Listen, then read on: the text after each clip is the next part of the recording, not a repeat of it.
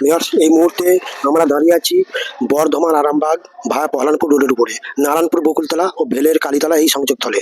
দেখুন না, কম বেশি এই রোডটি আজকে 3 বছর ধরে 2020 শেষে 2021 থেকে আজকে 2024 শেষ করতে চললো।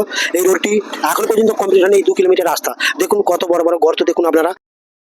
যে কোনো মুহূর্তে যে কোনো সময় বড় দুর্ঘটনা ঘটে যেতে পারে। আপনারা দেখুন তাকিয়ে রোডটা কি অবস্থা। এক তো বর্ষাকাল, বৃষ্টি হলে তো এই গর্তগুলো জলে পরিপূর্ণ হয়ে থাকে, তাতে করে কেউ বুঝতে পারবে না কোনখানটা গর্ত আর কোনখানটা ভালো। কি তোমার কোনো অসুবিধা হচ্ছে? হ্যাঁ স্যার, আমার অসুবিধা হচ্ছে। আজকে কম বেশি কতদিন পরে আছে এই রোডটা? প্রায় 3 বছর হ্যাঁ, দেখছি, হ্যাঁ। কিন্তু এখনো কমপ্লিট হয়নি। জল হয়ে ভর্তি হলে তখন তো বুঝতে পারো না কোনখানটা গর্ত আছে, বুঝতে পারো না, বোঝা যায় না। পারে। তুমি কি বলছো?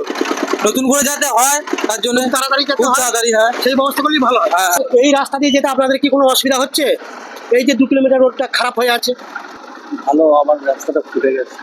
ফুটে গেছে কারণ গর্তগুলো যা হয়েছে আমি দেখছি তো। কোনো এই বর্ষার সময় বৃষ্টির জল হলে তাতে করে পরিপূর্ণ হয়ে থাকলে আপনি তো বুঝতে পারবেন না কোনখানটা গর্ত, তাতে করে যে কোনো মুহূর্তে দুর্ঘটনা ঘটতে পারে। এই কিছুদিন হয়েছে কিন্তু আজ 3 বছর ধরে তো রোডটা হচ্ছে, কিন্তু এখন এই 2 কিলোমিটারটা কমপ্লিট হয়নি তো, তাই তো? না, এটা কমপ্লিট করে দিয়েছে, আবার ফুটে গেছে। আচ্ছা, মাত্র একটি দাদা মোটরসাইকেল করে বলে গেলেন রাস্তাটা ঠিক করেছিল, আবার ফুটে গেছে। তাহলে পরে কতটা লো কোয়ালিটির মাল মেটেরিয়াল দিয়ে কিভাবে কাজ হচ্ছে আপনারা বুঝতে পারছেন। এ বিষয়ে আপনাদের কি মতামত কমেন্ট বক্সে জানাবেন। রোডটি এখন পর্যন্ত এই 2 কিলোমিটারটা কমপ্লিট হলো না, কিন্তু এটা কমপ্লিট হবে কবে? যেদিনে কোনো একটা বড় ধরনের দুর্ঘটনা ঘটে যাবে। এই রোডের উপর দিয়ে বিভিন্ন যাত্রীবাহী গাড়ি যায়, যেমন আরামবাগ বর্ধমান, তারকেশ্বর বর্ধমান, গোতান আরামবাগ, জামালপুর আরামবাগ, বিভিন্ন লাইনের প্যাসেঞ্জারবাহী গাড়ি যায়। আমি বলছি কোনো একটা গাড়ি পাল্টি খেয়ে যদি দুর্ঘটনা ঘটে যায়, তার দায়ভার কে নেবে?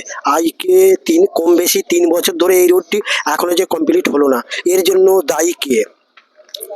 এবং এই নিয়ে আমি বিশেষ করে আমাদের সড়ক মন্ত্রী নীতিন গাডকারি মহাশয়ের কাছে আবেদন, যাতে করে এই রোডটি খুব দ্রুত এবং খুব শীঘ্রই কমপ্লিট হয়। তাহার সুব্যবস্থা করলে সাধারণ জনগণ খুবই উপকৃত হবে। দেখুন আমি সামনে দেখাচ্ছি কি অবস্থা। দেখুন, যে কোনো মুহূর্তে একটি প্যাসেঞ্জারবাহী গাড়ি পাল্টি খেয়ে গেলে পরে, আর দেখুন কার বাড়ির সন্তান, কাউরের বাবা, কাউরের মা, কাউরের বোন, কাউরের বাচ্চা, সে চলে গেলে সে প্রাণ তো আমরা আর ফিরিয়ে দিতে পারবো না।